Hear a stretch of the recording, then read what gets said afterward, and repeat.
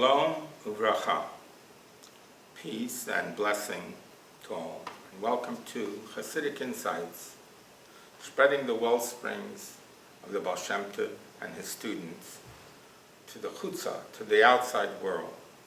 Our sages say that the time will come when there will be a world that will not know war and will only know peace and harmony and goodness and brotherhood and unity.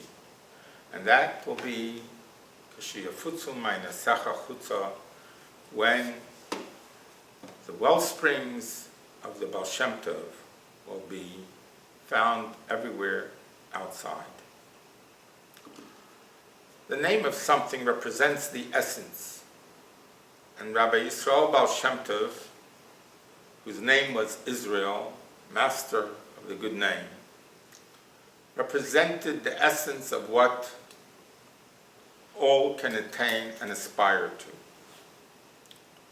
Yisrael represents the letters Li Rosh, to me a head. And it is through the study of the Torah and the performance of the mitzvahs that we are then able to elevate the physical world to a spiritual level that will ultimately be one unified totally with God. There are various names that things are known by. One can be a righteous individual, a tzaddik, and God forbid one can lose that status.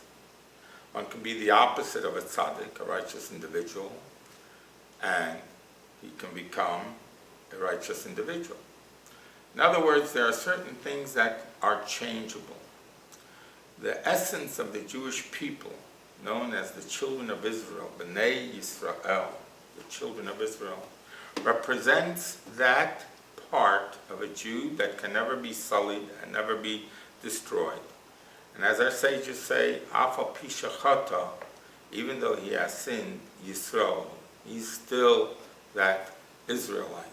He or she is still able to attain that connection to God. And though there may be things that are obstacles and separate us, they can be removed. But the essential nature of a Jewish person is that he will always be Yisrael, known as the head that will ultimately bring the Messianic age. We're in the portion of Chukas. The word Chukah means a decree. It's not associated with intellect, with understanding. It is the way God has decreed certain things that will be, and though we find that human beings cannot comprehend them, for we are after all finite and God is infinite, there is still a great merit in performing them. The very fact that we do not understand something does not mean that it is not true. There is this famous story of Rabbi Yochanan and his students when it came to the commandment of the red heifer, of which there were 9 throughout Jewish history. The 10th one will ultimately be the one that will usher in the Messianic era, that the one who prepared it became impure, and the ones who received the ashes became pure. It is not that the ashes themselves or the red heifer itself creates that purity or impurity. It is the fact that Hashem, God, has ordained that so it is, and therefore it is, and though we cannot comprehend it, it is true that it is so. There are many things in the Torah that we cannot understand, but they teach us many things.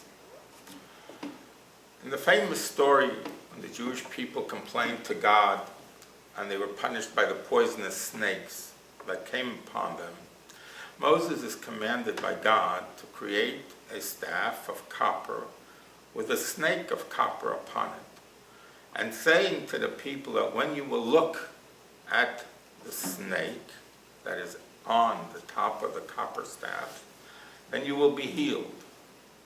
So our sages ask the question, is it really the snake or the copper staff that heals? Of course not. But why is it that it is to be held aloft and to be looked at, so that we will then see the heavens and realize that it is God the Creator who ultimately gives the healing. A doctor is given a mission to heal.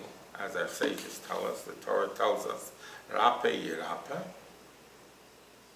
but the healing comes from God.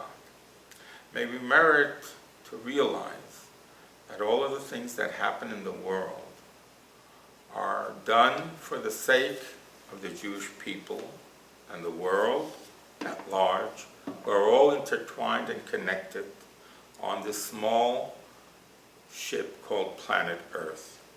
And as it goes with righteousness in the world and with goodness and kindness, then the world merits in turn goodness and kindness.